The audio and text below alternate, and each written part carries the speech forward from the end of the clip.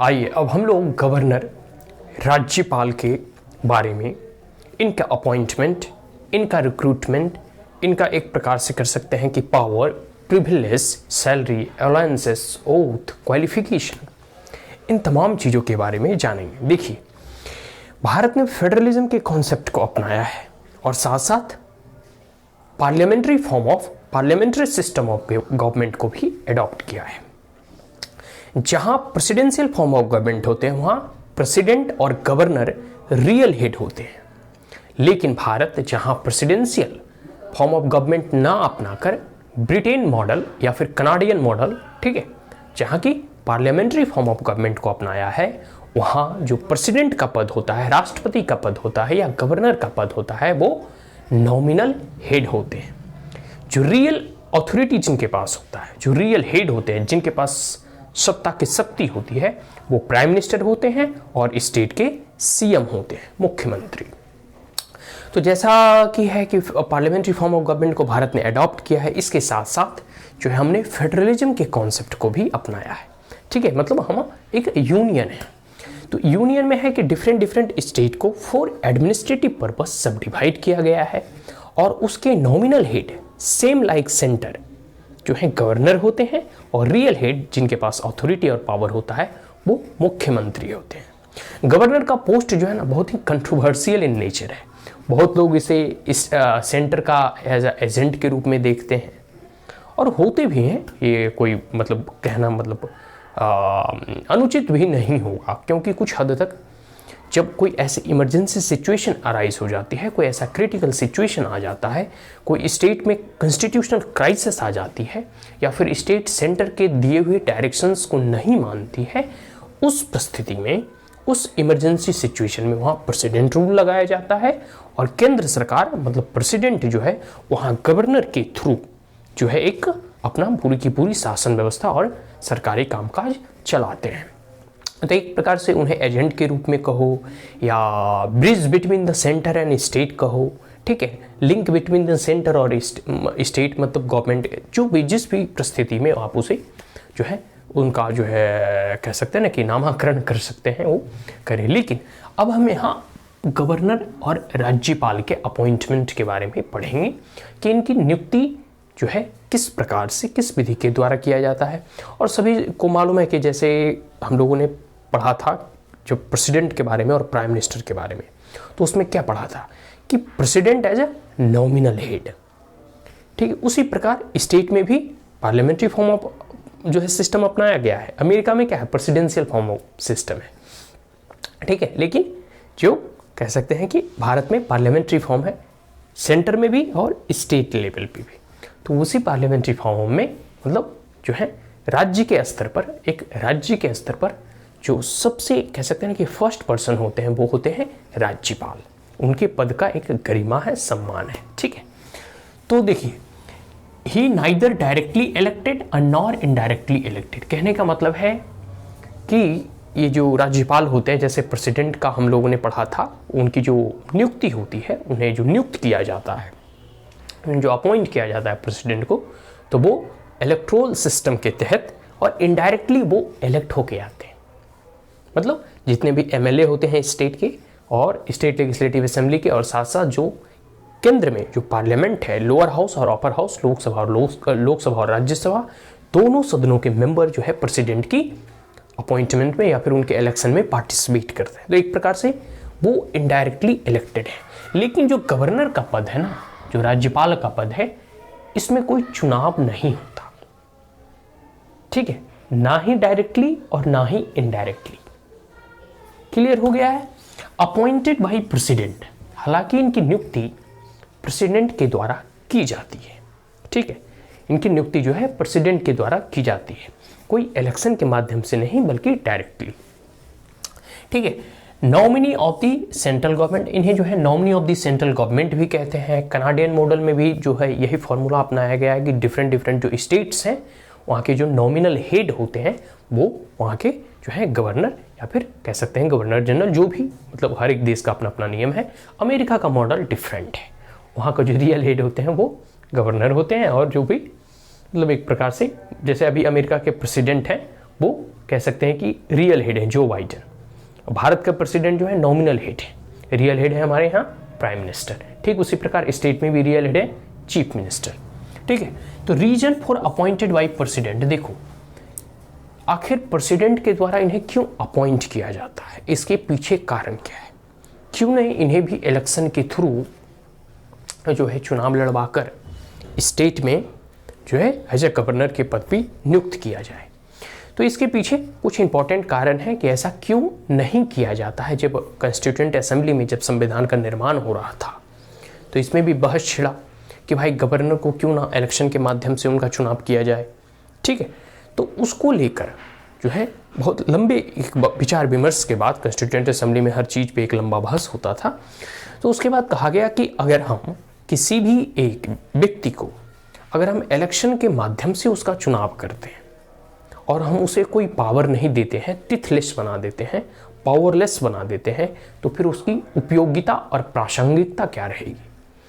कहने का मतलब है कि आप गवर्नर को अगर डायरेक्टली इलेक्ट करेंगे और उसे सिर्फ नॉमिनल हेड बना देंगे तो उसकी फिर उपयोगिता क्या रहेगी, फिर उसको इलेक्शन में उतना खर्च करने की क्या आवश्यकता है।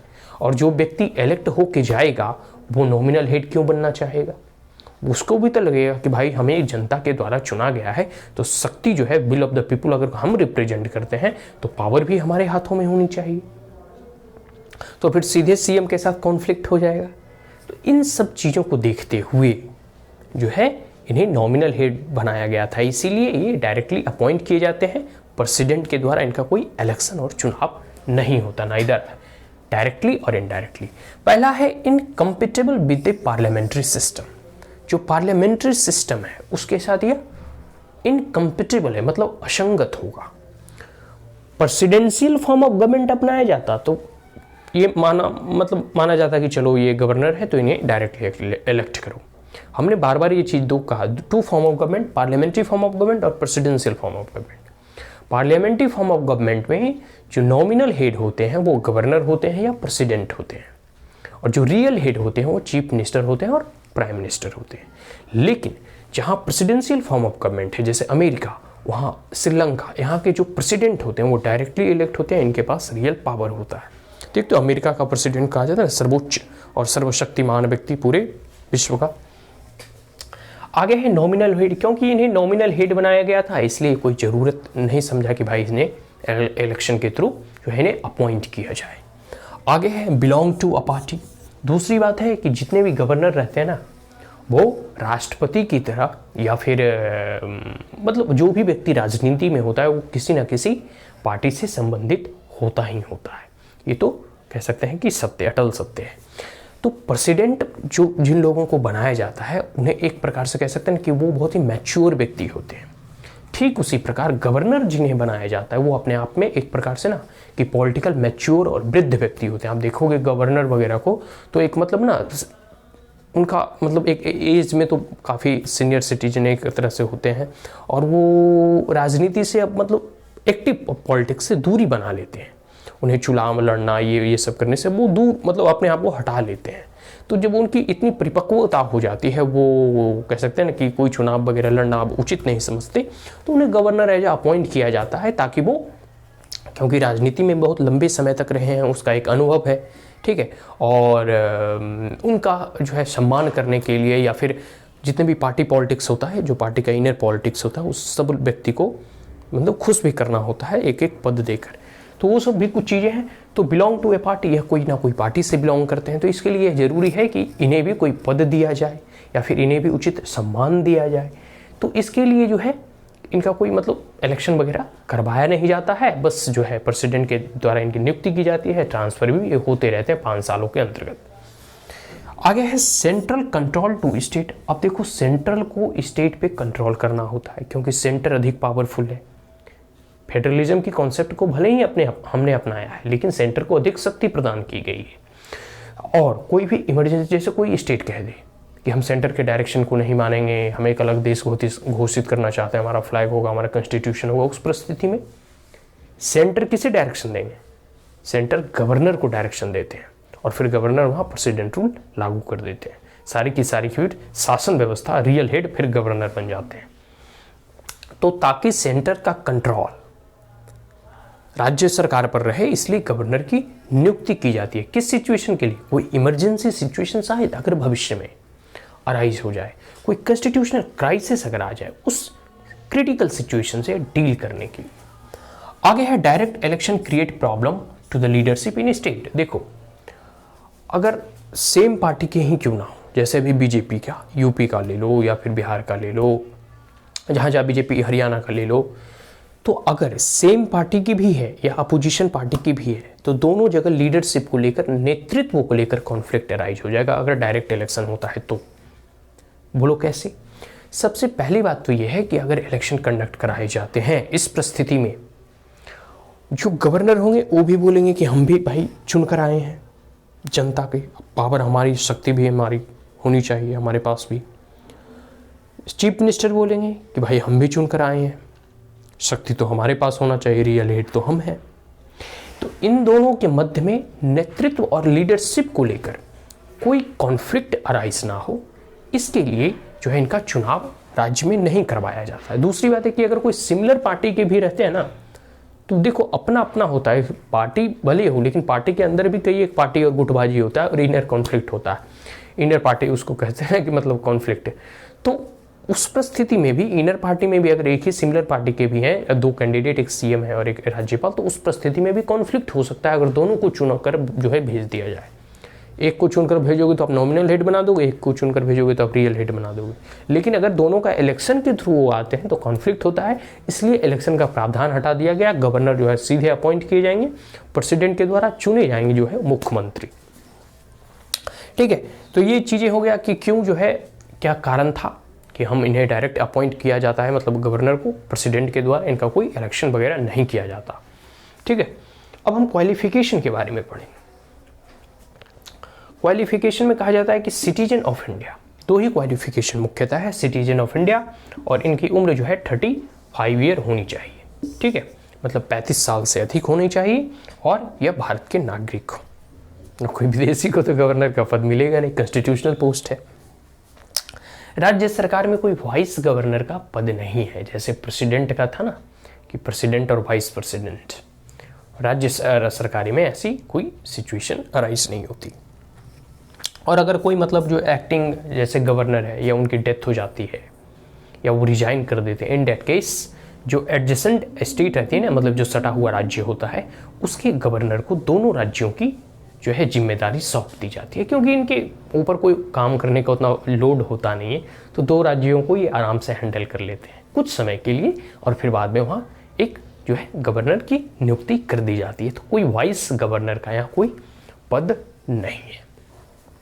दो पॉइंट इंपॉर्टेंट पॉइंट है, कन्वेंशन। कन्वेंशन मतलब और ट्रेडिशन मतलब होता है ना परंपरा। ठीक है, तो कुछ परंपराएं जो है एक लंबे समय के अनुभव के बाद भारत ने अडॉप्ट किया है कि जब भी राज्यपाल की नियुक्ति होगी, मतलब अगर कोई केंद्र सरकार या प्रेसिडेंट नियुक्त करने जा रहे हैं, उस परिस्थिति में should be outsider not belong to the state where appointed. देखो, शुड बी आउटसाइडर कहने का मतलब है कि जो बिहार का व्यक्ति है, कोई बिहार का नेता है, अगर उसे किसी मतलब स्टेट का राज्यपाल बनाना है तो बिहार से हटाकर आप बनाएं, जैसे उसे हरियाणा का बना दें। अब कोई दिल्ली का लीडर है तो उसे पुडुचेरी में जैसे किरण बेदी को भेजा गया, तो मतलब जिस स्टेट से वो राज्यपाल बिलोंग करते हैं, जो उनका होम स्टेट है, जहाँ से उन्होंने राजनीति किया है, वहाँ पर उन्हें गवर्नर नहीं बनाया जाए, क्योंकि यहाँ कॉन्फ्लिक्ट ऑफ इंटरेस्ट होगा फिर।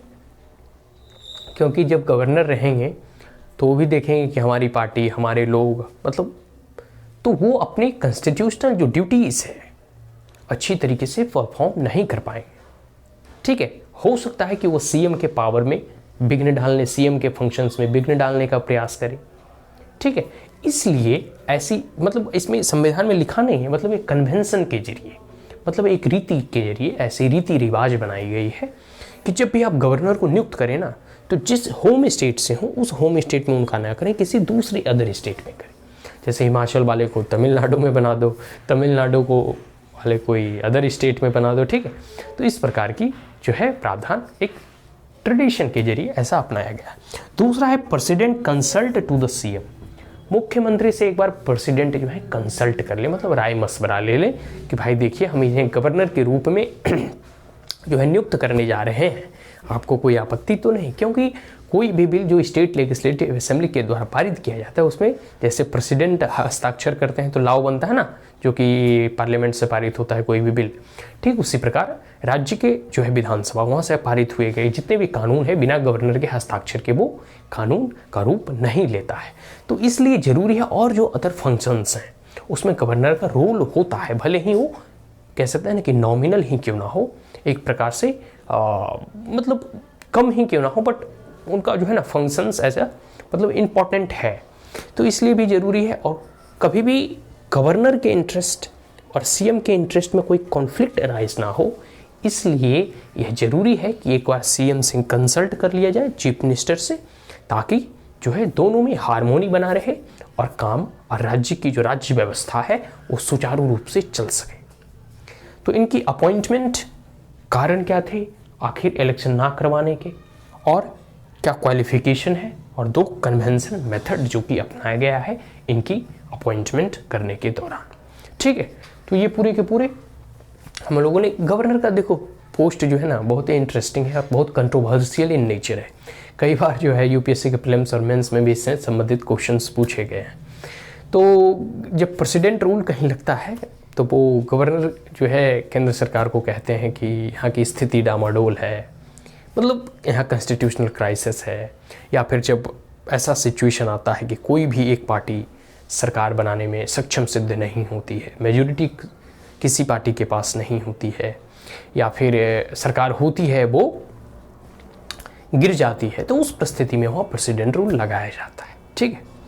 तो ये सब कुछ चीज़ें हैं। हालांकि जो राज्य सरकारें हैं वो उनकी आलोचना भी करते हैं प्रेसिडेंट की कि ये हमारे काम में विघ्न डाल रहे हैं, ये जो है केंद्र सरकार के एजेंट के रूप में काम करते हैं, इनकी निष्पक्षता नहीं है। हालांकि गवर्नर को न्यूट्रल ही होना चाहिए, ठीक है, वो एक कॉन्स्टिट्यूशनल पोस्ट है, बट यह भी नहीं भूलना चाहिए कि जो है वह केंद्र सरकार के द्वारा नियुक्त ही इसलिए किया गया है ताकि कोई भी कॉन्स्टिट्यूशनल क्राइसिस हो तो उससे वह डील करें और केंद्र को तुरंत सूचित करें ताकि वहाँ प्रेसिडेंट रूल समय रहते लगाया जा सके, ठीक है। तो ये पूरी की पूरी क्लियर हो गया। So that's all, and if you are the first time on my channel then like it, share it as well as subscribe it, also press the bell icon, and if there were any queries, comments, suggestion, advice, you may comment in the comment box. Thank you once again, have a great day.